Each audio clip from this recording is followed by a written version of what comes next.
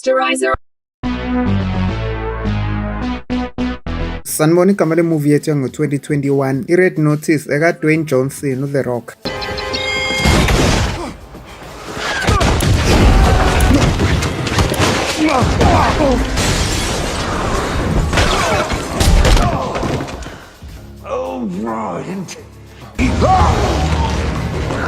La esiyiqala khona ngendoda egama layo uJohn Hartley oyiphoyisa le-FBI esimbona efika endaweni yaseRome.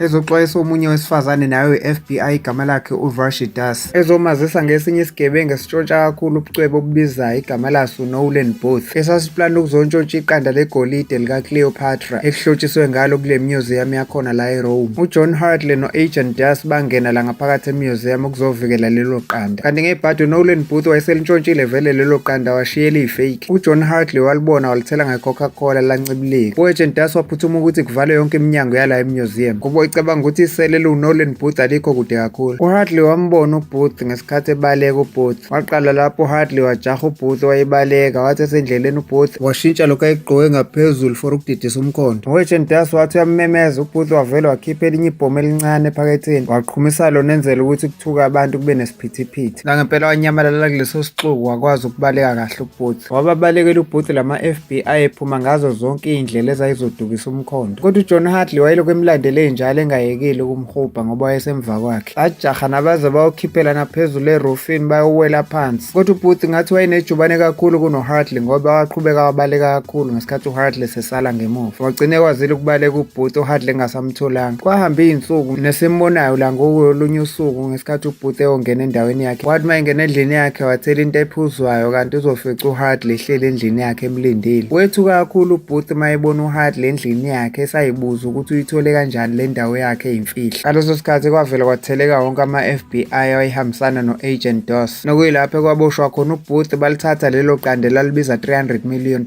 u-Agent Das ebiza uBooth ngesigebengu esifunelwe amacala amaningi okuntshontsha ubucwebe. Ethi u-Agent Das, njengoba usuze watholakala ngizokufundisa isifundo ongeke uphinde usikhohlwe ngoba ngiyokubophisa ejele eliyinkinga kunawo wonke elizokuphilisa impilo ebuhlungu. Lelo qanda lavela lantshontshwa omunye futhi wesifazane oyisigebengu kakhulu ekuthiwa uThe Bishop owayefike ezenza omunye wama-FBI egqoke njengawo ababengamboni kanti uzontshontsha lelo qanda wahamba nalo. Now the Bishop waswapha ngeqanda eliyifake wahamba nalo leli original. Wafika kwi-laptop yakhe uThe Bishop wadayisa uJohn Hartley ngokuthi adeposite imali eningi kwi-account yakhe. uJohn Hartley wathi ehlalele kwenye restaurant kwangena u-Agent Das ngesikhathi esezombopha. u-Agent Das wayesola uJohn Hartley ukuthi usebenza nalesigebengu ekuthiwa uBooth, ethi futhi sikuchecke wonke amarekhodi awunawo umlando wokuba yi-FBI. u-Agent Das wathi nawe ukuze ufunde isifundo ngiyokubopha eRussia la engibophe khona uBooth. Nesitholayo ukuthi leli jele laseRussia kwangelona elijwayelekile. Kwakuyijele laliphakathi nolwandle elinesihluku elalibanda. Kwakuyijele lalibopha iy'gebengu eziyingozi kakhulu lihlezi linekho. Nokuyilapho umuntu owayesuke eboshwe khona elilahla khona ithemba lokuthi usazophila. I-prison warden eyayirana leli jele yayinesihluku kakhulu inanenhliziyo embi. Ngesikhathi efika uJohn Hartley yamtshela ukuthi ungenzele ifavor ungafi kuleli jele ngaphandle kwemvume yami, mina engizokuvumela ukuthi ufe. uHartley emva kokulahlekelwa isithunzi sakhe nomsebenzi wakhe wavalelwa kwenye i-prison cell ebandayo encane. Umuntu wayephezulu embhedeni ngesikhathi ehla kwakuwuBooth, nokuyilapho kwahlangana khona isigebengu nephoyisa sebeboshwe ndawonye. uJohn Hartley wacasulwa ukuyithola eseboshwe noBooth. uBooth wayengayekile ukwenza ama-jokes ehleka uHartley ethi ey'nsukwini ezimbalwa ubuye iphoyisa ungibopha kodwa manje sesiboshwe nawe. uNolan Booth noJohn Hartley noma babengezwani kodwa bathola ukuthi isitha sabo bobabili ile ntombazane ekuthiwa uThe Bishop. uNolan Booth wachazela uJohn Hartley ukuthi ngisho ngathi ubani ongathola womathathu lamaqanda kaCleopatra wahambise kulesigwili esiyibhiliyonea saseGibhithe angathi ebuye ukodayisa lawo maqanda e-Egypt abuye nemali eningi. uBooth wathi uyacabanga ukuthi uThe Bishop kuyimanje uzingela lamaqanda amabili ngoba vele elilodwa uselitholile. Bavumelana ngokuthi kumele beqela ejele ukuze bahambe baye kuSotho Voce odayisa ngey'khali okuyena ophethe iqanda likaCleopatra lesibili. Iqanda lesithathu lalingakazi ukuthi liphi ngoba kwakumele bemathathu uma iyodayiswa kwisigwili sebhiliyonea lase-Egypt. Kodwa kwakungalindelekile uThe Bishop wafika ejele.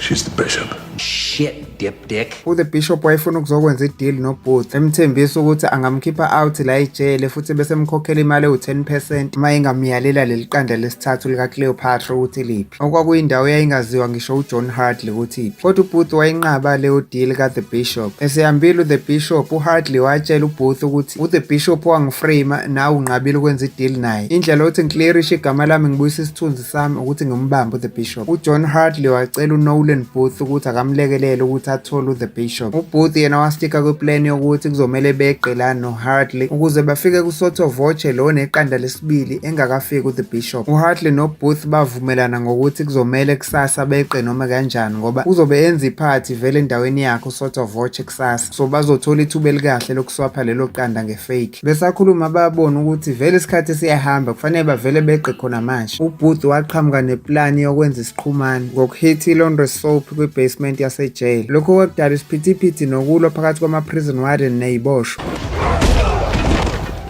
nokwagcina sekungenelela amagadi angaphandle kuzodambisa leso simo esasenzeka ngaphakathi. Leso siphithiphithi sanika uBooth noHartley ithuba lokubaleka, nokwathi uma bekwazi ukubhidliza leyo fence eyakhiwe ngamatshe kwakhalisa ama-alarm akhona la ejele kwagijima wona amagadi eseyobheka. Amagadi avulela ngenhlamvu, uHartley wavikela uBooth nokwagcina bekwazile ukuthola ithuba lokubaleka baze bayofika kwi-helicopter bayintshontsha bahamba ngayo.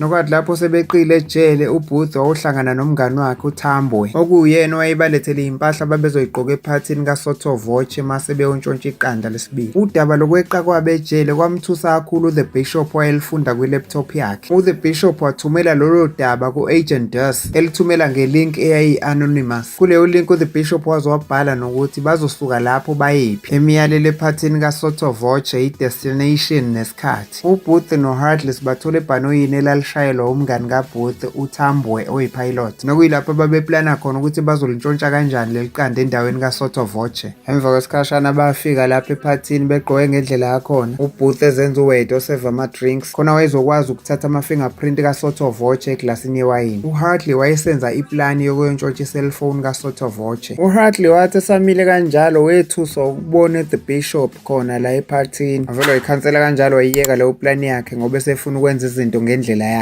uHartley wahamba wahlebela uThe Bishop ukuthi ngizokufakoza nkosi mase kuphelele iphathi. uThe Bishop wavele wahleka kancane wahamba, kodwa wathi esehamba uHartley wahamba waya kuyena wambamba ngesandla efuna ukudansa naye, bagcina sebedansa. Ngesikhathi uHartley zama ukuqhuba isikhathi ukuze kungabonakali ukuthi uphezu kwani. So what now? You're gonna arrest me right here?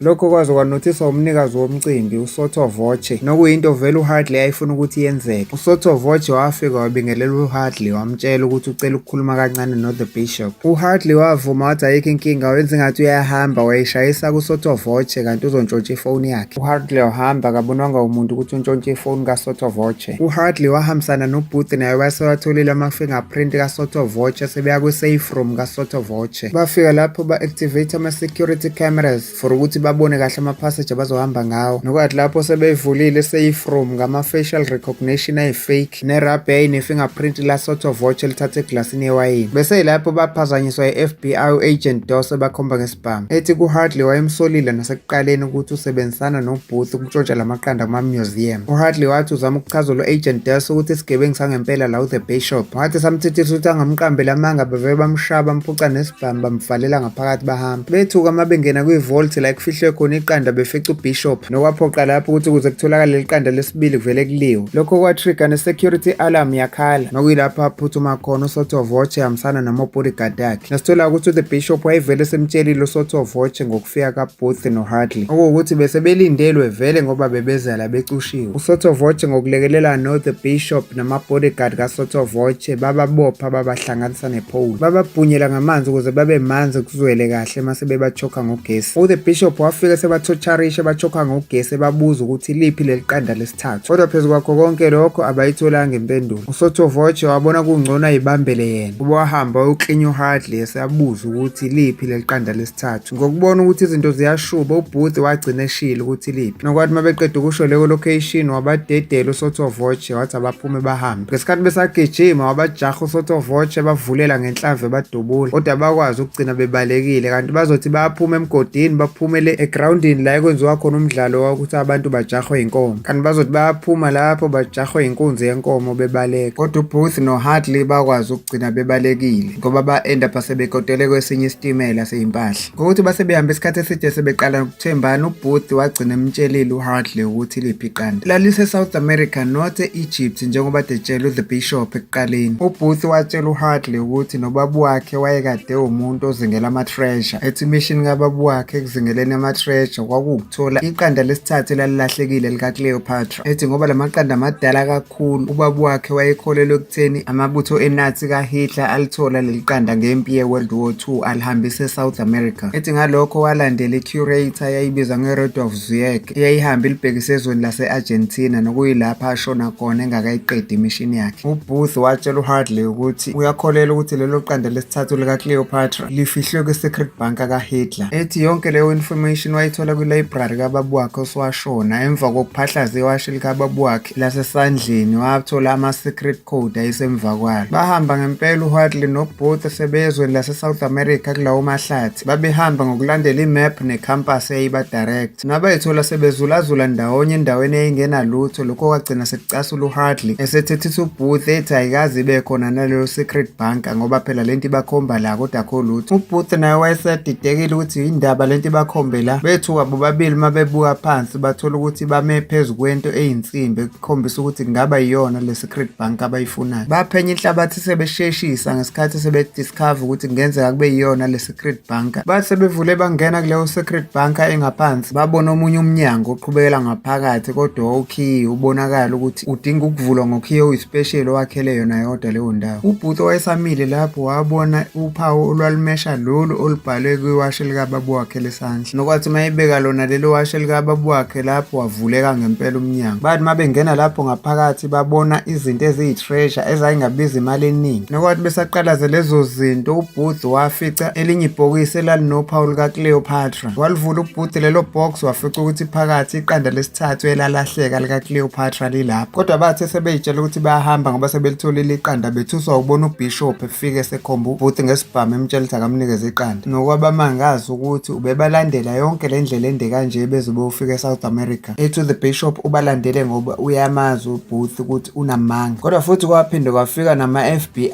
asayi-hollow agent desk kwatholakala ukuthi nabo bebeseyithendeni zabo ngesikhathi sebezobabopha. Kodwa uThe Bishop wabadubula kwaqala lapho kwadutshulwana ngoba isimo sashuba sekuqhuma inhlamvu ngapha nangapha. uHartley noBooth bacasha bethatha ukhava, noThe Bishop waphoqeleka ukuthi abaleke nabo ukuze bayiqhelelanise nokudutshulwa ama-FBI nokuboshwa. Ngoba bafica ezinye iy'moto eziyinhlobo ey'ndala ezazinokhiye, nokwathi uma bey'dumisa zaduma ngempela bazama ukubaleka behamba ngephasseji ababecabanga ukuthi lizobakhiphela ngaphandle kwale secret bunker. Nabama-FBI bathola enye imoto futhi eyayikhona lapho bangena kuyona babajaha sebebalandela ngemuva. Bajahena isikhathi eside bengayekeli ukudubula bama-FBI ngesikhathi uThe Bishop noBooth noHartley sebehamba ngemoto eyodwa bebalekela amaphoyisa ayebajaha ngemuva. Bayibona ngempela imbobo yethani laba bezophumela kuyona ngesikhathi bethelwa ngamanzi e-waterfall ayiqhamuka phezulu, kodwa baphuma khona lapho. Nokuyilapho imoto eyaphoseka khona yabathulula nabo sebeyophoseka phansi emanzini. uBooth wakwazi ukubhukuda waze wayophumela ngaphandle esaliphethe iqanda engalidedeli, nokwathi mayiqalaza emva kwakhe uBooth wathola ukuthi uHartley akasamboni. uBooth waphatheka kabe eyitshela ukuthi kungenzeka ukuthi uHartley uyacwila emanzini. Waba nozwelo wabuyela emanzini eseyosiza indoda aseyitshela ukuthi sekuwumngani wakhe. Kodwa uBooth wethuka kakhulu mayephuma emanzini ebona ukuthi uHartley umile eduze kweqanda, kodwa wamdidisa kakhulu ukuthi akamanzi womile ephethe iqanda. Wasondela kuBishop baqabulana. uBooth ebona lokho wavele wadideka kakhulu kunakuqala, nesithola ekugcineni ukuthi uHartley wayengakaze abe yiphoyisa le-FBI kodwa wayeyinkunzi yesigebengu. Okuthusa kakhulu ukuthi bona benoThe Bishop bashadile. Ziningi igameko zobugebengu abazenzayo benze sengathi abazani. Ekuthiwa yonke lento kade yenzeka babevele beyihlele kwasekuqaleni ngoba nokuboshwa kaHartley kwakuvele kuyiplan ukuze bapretende bakwazi uku-acta badidise uBooth. Nokuthotsharishwa lapha endaweni kaSotho Voce bejokwa ngogesi kwakuseyiyona iplan yokusebenza kwabo. Bathi yonke inhloso yabo ukuze bayiplane kanje lento yabo ingoba bebazi vele ukuthi uBooth wayengeke aze abatshele ukuthi iliphi leli qanda lesithathu lika-Cleopatra. Bathi ngoba basebekuplanile ukuntshontsha amabili basebetricka yena uBooth ukuze akwazi ukureveal ilocation ngeqanda lesithathu. Bahamba nalelo qanda bambophela ngozankosi esihlahleni esesele yedwa uBooth engayikholwa yonke lento ekade eqede kwenzeka. Sebehamba ngoba sebewathole womathathu lamaqanda kaCleopatra. Batravela baye endaweni endaweni yase-Cairo e-Egypt sebehambise lawo maqanda womathathu kwi-billionaire el-rich laseGibhithe. Wakhokhela lezo yindodla zeyimali ngesikhathi wapresenta njengesipho somshado wendodakazi yakhe uCleopatra. Bobabili base be-rich ngeyimali ezingamabhiliyoni belapho emshadweni wendodakazi ye-billionaire, okuyilapho kwaphefoma khona umculi u-Ed Sheeran emshadweni. Konke lokho kwakwenzeka uHartley noBishop babekubuka beme kwi-balcony. Ngenkathi sekubonakala ukuthi iplani yabo kade beyenzile ihambe ngendlela, kwavele kwatheleka ama-FBI ehambisana no-Agent Das. Batheleka lapho emshadweni, balibopha leli billionaire, bawathatha la maqanda. Ngokuxokozela kwaleso siphithiphithi, uHartley no-The Bishop bathola ithuba lokukwazi ukubaleka. Bahamba bayophila impilo yabo sebe-rich, sebekhululekile bobabili. Bahamba bayoyiphilela impilo yabo ewubukhazikhazi endaweni yase-Sardinia. Kodwa injabulo yabo yaphazanyiswa ukufika kaBooth. uBooth ebabuza ukuthi niyathukani ukungibona. uHartley wathi kuBooth ubeyilate kunalokho ebesekulindele. Waqhubeka wachaza uBooth ukuthi wahlangana no-Agent Das, wamyalela ngebank account la ekudeposithwe khona le mali, nokuyilapho i-Interpol eyayifriza khona leyo mali. Ethi uBooth khululekani, no-Agent Das seyazi ukuthi nikuphi. Ngokuthi ama-FBI ehamba ngehelicopter ney'kebhe beze lapho, uHartley noBishop bengasenayo ngisho isenti kwi-account, babona lapho ukuthi uBooth seyipheyile i-revenge ngokuthi bambophele ngozankosi esihlahleni bamshiye. uBooth waqhubeka wabatshela ukuthi kodwa mani ukuthi nisayidinga imali, kunomunye umsebenzi wenye i-heist yemali eningi ekufanele iyontshontsho. Ethi kukunina ukuthi nihambisana nami noma cha, ngoba lowo msebenzi udinga abantu abathathu. Ngokuthi babengasenasikhathi, bengasenamali, uThe Bishop watshela umuntu wakhe uHartley ukuthi abavume. Bathi mabevuma lapho, uBooth wabasiza ngendlela yokubaleka futhi ukuthi athi efika lapho ama-FBI awangabathola, nokuyilapho u-Agent Das akhipha i-red notice for ukuboshwa kwabo bobathathu. Bona base beqhamuka kwenye indawo sebelindele ukuyoshaya leyo heist yemali enkulu. Siyayibeka lapha namhlanje, ungaphuthelwa imuvi elandela izo-uploada ngekudala. Thank you for watching Sterisa TV, and please don't forget to like, subscribe and hit the notification bell for more videos like this.